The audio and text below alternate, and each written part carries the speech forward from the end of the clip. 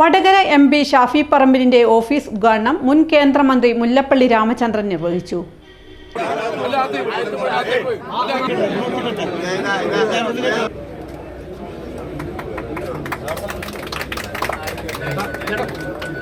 വടകര പുതിയ സ്റ്റാൻഡിന് സമീപത്താണ് ഷാഫി പറമ്പിലിന്റെ ഓഫീസ് പ്രവർത്തനം ആരംഭിച്ചിരിക്കുന്നത്.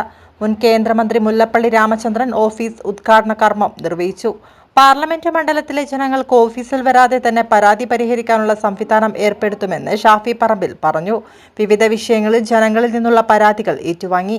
ചടങ്ങിൽ KK Rama MLA, UDF RMP നേതാക്കളായ Parakkal Abdulla, advocate K Praveenkumar, N Venu, advocate I Moosa, Ahammed Punnakkal, K Balanarayanan, Pradeep Chombala, OK Kunhabdulla, Sunil Manappally, Kuriyadi Satheesan, KP Saju, Kavil Radhakrishnan, advocate E Narayanan Nair, advocate C Valsalan എന്നിവർ പങ്കെടുത്തു. ദുർബലമായ സർക്കാർ. എനിക്ക് പ്രിയപ്പെട്ട ഷാഫിയോട് പറയാനുള്ളത്, പാർലമെന്റിലാണ് നിങ്ങൾ പോയിട്ടുള്ളത്. ആ പാർലമെന്റിലാണ് ഡിബേറ്റുകൾ നടത്തേണ്ടത്. എല്ലാ ചർച്ചകളും നിങ്ങൾ പങ്കെടുക്കണം.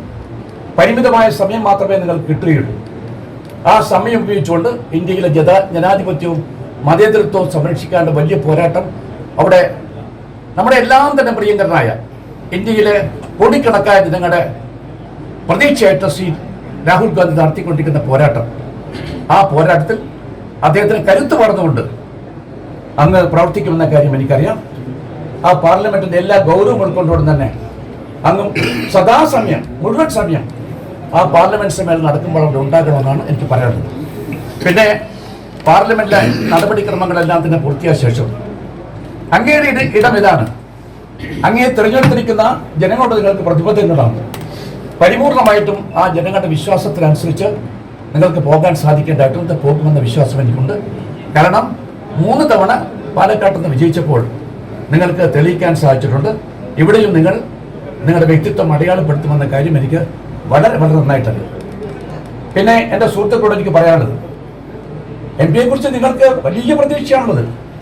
ആ പ്രതീക്ഷയ്ക്കനുസരിച്ചൊക്കെ തന്നെ നിയോജകമണ്ഡലത്തിൽ അത്ഭുതകരമായ മാറ്റം ഉണ്ടാക്കാൻ സാധിക്കും നിങ്ങൾ ധരിക്കരുത്. സാധിക്കില്ല.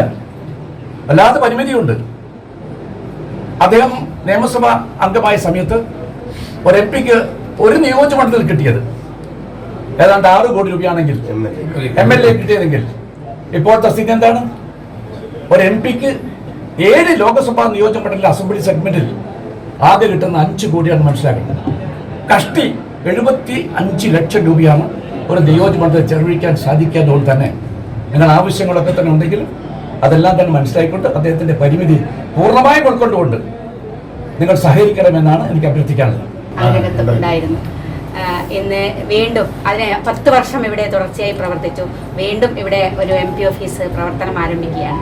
അപ്പോൾ നമ്മുടെ MP നമുക്കറിയാം എങ്ങനെയാണ് എന്നതിനെ സംബന്ധിച്ച്, എങ്ങനെയാണ് അദ്ദേഹത്തിൻ്റെ പ്രവർത്തനം എന്നതും നമുക്കറിയാം. അപ്പോൾ ഈ ഓഫീസ് ഓരോ സാധാരണ മനുഷ്യരും വരുമ്പോൾ അവരുടെ പ്രശ്നങ്ങൾ കേൾക്കാൻ, എല്ലാം പരിഹരിക്കാൻ കഴിയില്ല, കേൾക്കാൻ അതിന് പറ്റാവുന്നത് ചെയ്തു കൊടുക്കാൻ കഴിയുന്ന തരത്തിലേക്ക് ഈ ഓഫീസിൻ്റെ പ്രവർത്തനം ഉയർന്നു വരട്ടെ.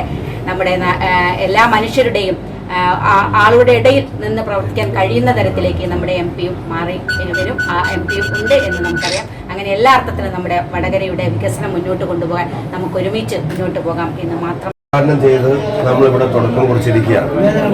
എല്ലാ ബഹുമാനപ്പെട്ട നേതാക്കന്മാരും പറഞ്ഞതിനെ പൂർണ്ണമായി ആ സ്പിരിറ്റിൽ ഉൾക്കൊള്ളുന്നു. ഞാൻ 2 കാര്യം മാത്രം പറയുന്നു. പരമാവധി ഈ നാടിനു വേണ്ടി കഠിനാധ്വാനം ചെയ്യും. പാർലമെന്റിനകത്തും പുറത്തും ഇന്ത്യ മുന്നണി മുന്നോട്ട് വെക്കുന്ന ജനാധിപത്യ മതേതര രാഷ്ട്രീയത്തിന്റെ അടിയുറച്ച വക്താവാവും. കോൺസ്റ്റിറ്റ്യുവൻസിയിലും ഈ ഓഫീസിലും വരുന്ന ആളുകളും വികസന കാര്യങ്ങളിലും ഇടപെടലുകളിലും ജാതിയോ മതമോ കക്ഷി രാഷ്ട്രീയത്തിന്റെ പരിമിതികളോ ഒരാൾക്കും നീതി ലഭിക്കുന്നതിൽ ഈ ഓഫീസിന്റെ മുന്നിൽ ഒരു തടസ്സമാക്കില്ല എന്നുള്ള ഉറപ്പും വാക്കും ഈ നാട്ടിലെ ജനങ്ങൾക്ക് നൽകാൻ ആഗ്രഹിക്കുന്നു. MLA സൂചിപ്പിച്ചതുപോലെ എല്ലാ ആവശ്യങ്ങളും നിറവേറ്റാൻ കഴിഞ്ഞെന്ന് വരില്ലെങ്കിലും അത് പറയാനൊരിടമില്ല എന്ന് ഒരു വടകരക്കാരനും തോന്നാത്ത തരത്തിൽ അവരുടെ മുമ്പിൽ ഈ ഓഫീസിന്റെ പ്രവർത്തനങ്ങൾ സുതാര്യമായി അവർക്ക് മുമ്പിൽ തുറന്നു വെക്കുമെന്ന് മാത്രം പറയുന്നു. ബഹുമാനപ്പെട്ട ഈ വടകരക്കാരുടെ സ്നേഹം കൊണ്ട് തന്നെയാണ് DC പ്രസിഡന്റ് സൂചിപ്പിച്ചതുപോലെ നമ്മൾ ഈ അതുപോലെ തന്നെ ബഹുമാനപ്പെട്ട ചെയർമാൻ സൂചിപ്പിച്ചതുപോലെ നിങ്ങൾ വടകരക്കാരൻ നൽകിയ സ്നേഹമാണ് ബാക്കി എല്ലാവരും കാണുന്നത്.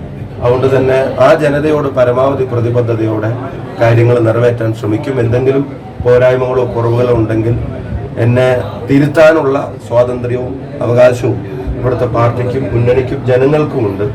ഇത് ജനങ്ങളുടെ മേലെ അധികം